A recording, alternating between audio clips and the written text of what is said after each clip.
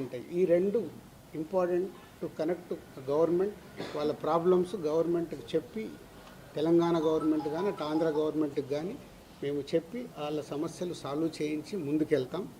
So ఇది మీరందరూ కూడా అర్థం చేసుకొని దీన్ని ఎలాంటి నెగిటివ్ పబ్లిసిటీ లేకుండా చేసి ఈ రోజుతో దీన్ని కంక్లూడ్ చేస్తారని ఆశిస్తూ మీ అందరికీ ధన్యవాదాలు. పవన్ కళ్యాణ్ గారు చెప్పింది ఏంటంటే ప్రభుత్వం ఏర్పాటైన ఇన్నాళ్ళకి కూడా ఫిల్మ్ ఇండస్ట్రీ నుంచి ఎవరు ముఖ్యమంత్రి గారిని కలవలేదు అనేటువంటిది కూడా ఒక విషయం క్లియర్గా ఆయన చెప్పడం జరిగింది. సో మీరందరూ కూడా ప్రభుత్వం ఏర్పడిన తర్వాత ఉప ముఖ్యమంత్రి పవన్ కళ్యాణ్ గారిని కలవడం జరిగింది. ఆయన కూడా మీ ఇండస్ట్రీ నుంచి వచ్చిన వాళ్ళు కాబట్టి, కానీ ఆ తర్వాత కూడా ఎందుకని ఇనిషియేషన్ జరగలేదు ఛాంబర్ నుంచి కానీ మీ పెద్దల నుంచి? ఇప్పుడు మాకున్న కమ్యూనికేషన్ అదే. మళ్ళీ ఇప్పుడు పెద్దలు అని అంటే ఇండివిజువల్. మళ్ళీ ఇక్కడ ఏమవుతుందంటే నాకు ప్రాబ్లం ఉంటే నేను పరిగెత్తా, నాగవంశికి ప్రాబ్లం ఉందంటే ఆయన పోయి టికెట్లు తెచ్చుకుంటున్నాడు, మైత్రోళ్ళకి ప్రాబ్లం ఉందంటే వాళ్ళు పోయి టికెట్లు తెచ్చుకుంటున్నారు. అంటే ఈజీ యాక్సెస్. నా ప్రాబ్లం కదా ఇది, నేనే వెళ్ళాలి కదని ఇండస్ట్రీ తరఫున డ్రైవ్ చేసి తీసుకెళ్లాల్సింది ఓన్లీ ఛాంబర్ ఆర్ ఇప్పుడు ఆర్టిస్టుల సైడ్ అంటే మూవీ ఆర్టిస్ట్ అసోసియేషన్. ఛాంబర్ ద్వారా అడిగితే 2 సార్లు మేము కలవడం జరిగింది. ఎఫ్డీసీ ద్వారా అడిగాము అపాయింట్మెంట్, మాకు ఇంకా అపాయింట్మెంట్ రాలేదనేది వాళ్ళ దగ్గరికి వెళ్ళి వచ్చింది. ఎందుకంటే నేను లాస్ట్ ఇయరే ఛాంబర్ ప్రెసిడెంట్. వన్స్ నేను ఛాంబర్ ప్రెసిడెంట్ నుంచి బయటకు వచ్చాక ఎఫ్డీసీ చైర్మన్ అయ్యాను కాబట్టి నా ఫోకస్ దగ్గర. సో ఇక్కడ ఎఫ్డీసీ చైర్మన్ నా పనులు చేసుకుంటూ ఫోకస్. మాకు ప్రాబ్లం ఉన్నప్పుడే ఛాంబర్కి వెళ్తాం.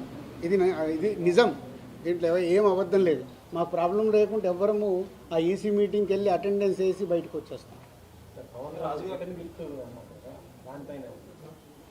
ఇప్పుడు కళ్యాణ్ గారికి ఏమైనా కోపం వస్తే పెద్దన్న అన్నాను కదా, పెద్దన్న తిడతాడు, పడతాము, ఏముంది.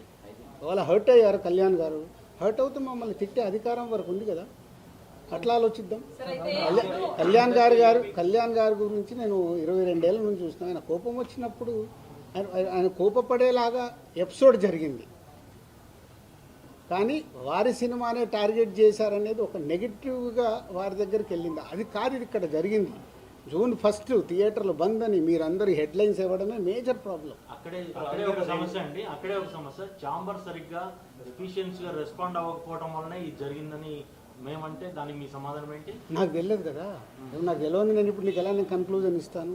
లోపల ఏమి జరిగింది మీకు ఒకటి, మీరందరూ ప్రాపర్గా మీకు కమ్యూనికేషన్. ఎస్, ఇప్పుడు అక్కడి నుంచి ఒక ప్రెస్ నోట్ వచ్చింది.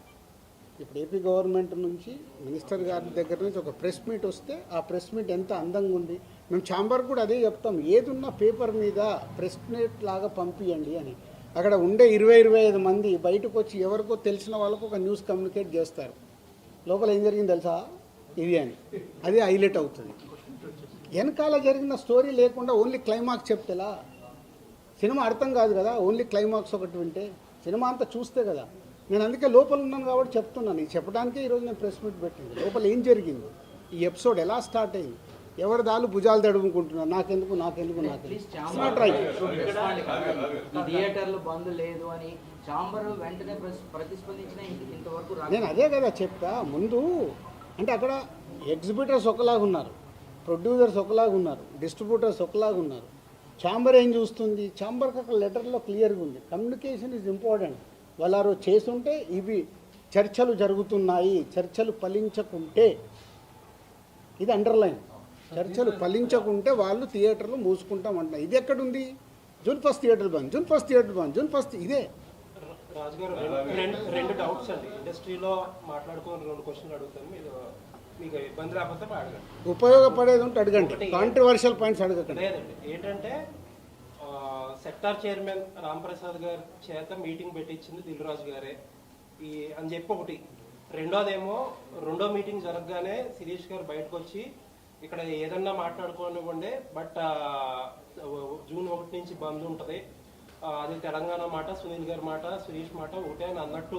ఈ 2 ప్రచారాలు ఇండస్ట్రీలో ప్రొడ్యూసర్లు మాట్లాడుకుంటున్నారు, డిస్ట్రిబ్యూటర్లు మాట్లాడుతున్నారు. నేను ఇందాక చెప్తున్నా కదా, ప్రచారం అని అంటున్నారు. ప్రచారంలో నిజం ఎంత ఉంది, ఎవరికి ఉందో లేదో మీరు చెప్పండి. ఎవరికి తెలుసు అది నిజం ఉందా లేదా అని ఎవరికి తెలియదు కదా. ఇప్పుడు నేను ఛాంబర్ ప్రెసిడెంట్గా నేను ఎలక్ట్ అయినప్పుడు ఎగ్జిబిటర్స్ అందరూ ఈసీ